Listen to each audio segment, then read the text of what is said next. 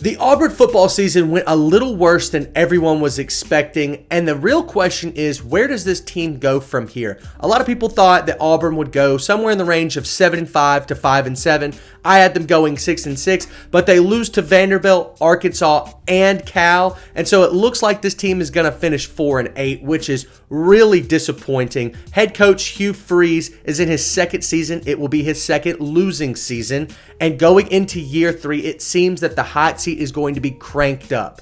Why? Well, the main problem for this team has been the Auburn offense. It has been atrocious throughout these big games that they play. Obviously, in the SEC, you have to perform at a high level to win big games versus teams like Texas A&M, Alabama, Georgia, but Auburn's offense continues to fall flat. Last year, they averaged 26 points per game. A lot of people thought that they would be much improved. As of right now, they're averaging 27 points per game, I believe. And against A&M and Alabama to finish off the season, that number probably will come back possibly below 26 points per game.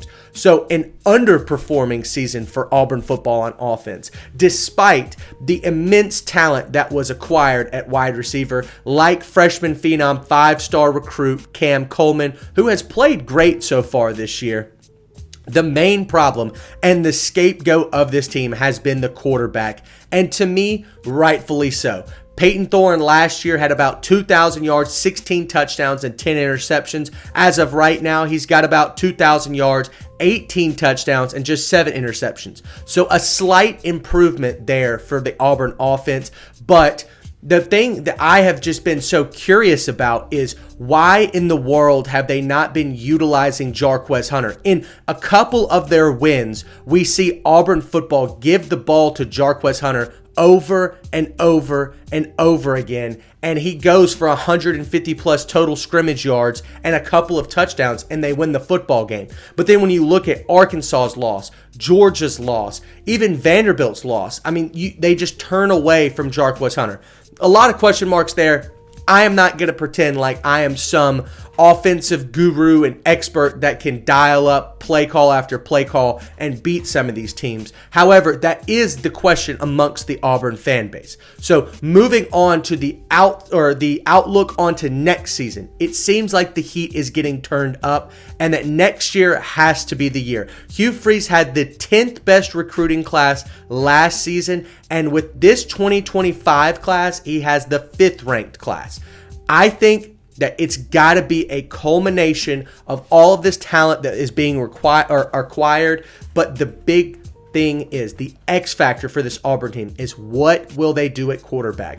A lot of people talked about potentially going into the portal this last season and finding another quarterback after Peyton Thorne's extremely disappointing season last year, but nobody was available, I guess. There were not a lot of rumors about Auburn acquiring a quarterback. Maybe they just decided to double down. Regardless, though, they re-upped with Peyton Thorne, and now they're paying the price. There will be a new quarterback in Auburn next year. The question is who? They have a 4-star flip recruit from Notre Dame to Auburn. His name is Deuce Knight. True freshman, though. Maybe Hank Brown, the freshman quarterback currently that's gotten a few reps this season. He hasn't played out of this world. I think that Auburn is going to have to reach deep into the portal and find somebody to win now, because if Hugh Freeze has a 3rd season of yet maybe even another sub 500 year, it does not look good for his outlook going into year 4. That could be cut short immediately following another 4-8 or maybe 5-7 season. All that being said, I think the big player to try to grab in the portal is somebody that nobody's talking about just yet, and that's Miller Moss from USC. Now, this is a California kid who has waited for his opportunity over and over and over again at USC. He finally gets it this year, and the Trojans have quite possibly their most disappointing season since Lincoln Riley's arrival. I think that he is probably going to hit the portal. Lincoln Riley could potentially be on the hot seat, but it's doubtful. I think his job is pretty secure there.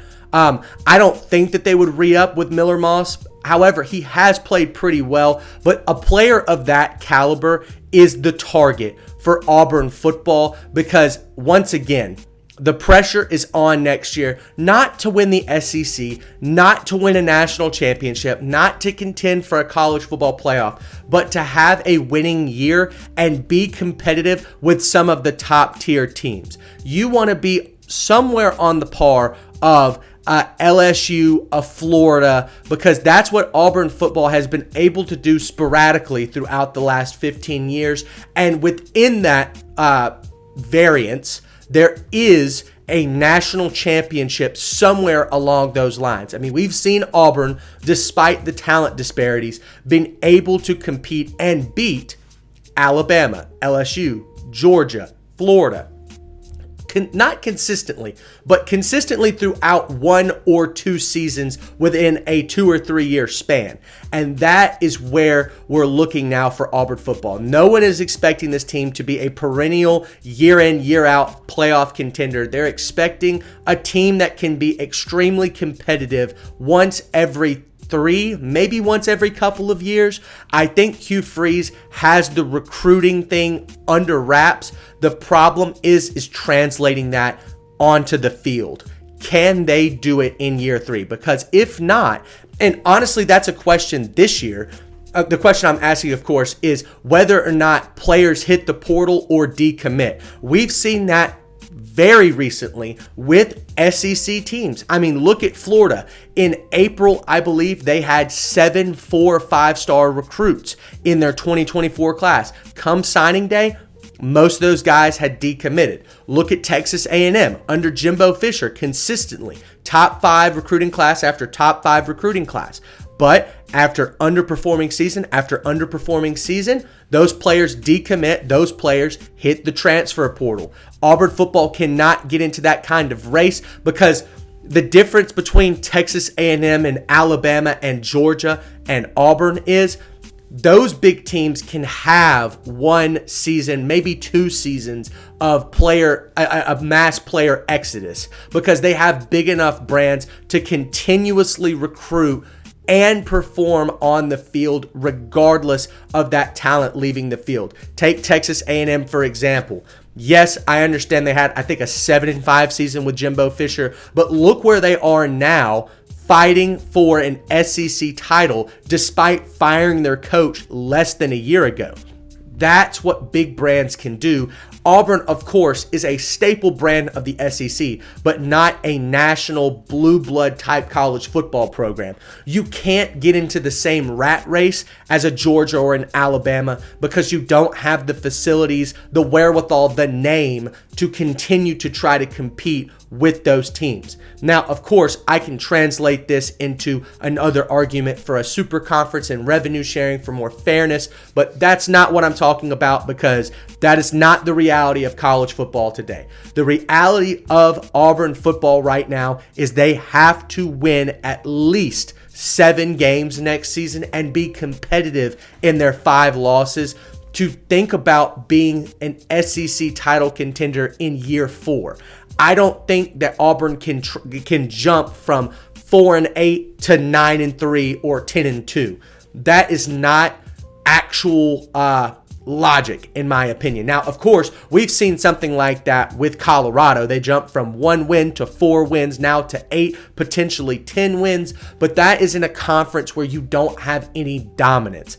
The SEC is filled with dominant football programs with top tier talent year in and year out. Auburn football does not have the gap there that Colorado has. Or I'm sorry, the other way around. Auburn football has this gap. Colorado football in the Big 12, the gap between talent was Colorado here at 1 win and then a Kansas State here at 10 wins. Auburn football is somewhere in China and Alabama, Georgia is somewhere in Eastern Europe. So, I mean, the gap there is just miles and miles difference. Between Colorado and Kansas State, it's like a river. Between Auburn and Georgia and Alabama, it's a canyon. Unfortunately, that is the reality for Auburn football. So, all that being said, let's recap here. The recruiting has been going great for Auburn. The performance on the field has not. One of those things is set to change. Will it be the performance on the field or the great recruiting? only one of those can get better and only one of those can get worse.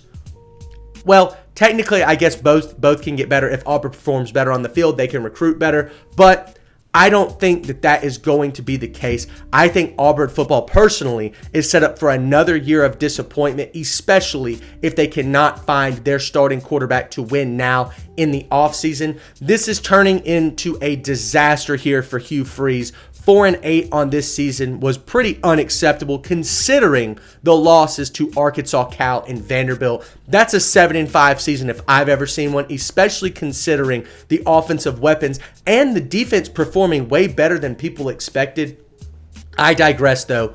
The hot seat is getting cranked up for Hugh Freeze. I think that is now the reality for Auburn football. I don't know if the fans are quite there yet, but I promise you they will be if Auburn gets off to a 2-4, maybe 1-3 start. So we'll see what happens next year. But if Auburn can keep recruiting like this and translate that to the field, they will be successful. That's going to do it for this episode. Thanks so much for watching, and we'll see you next time.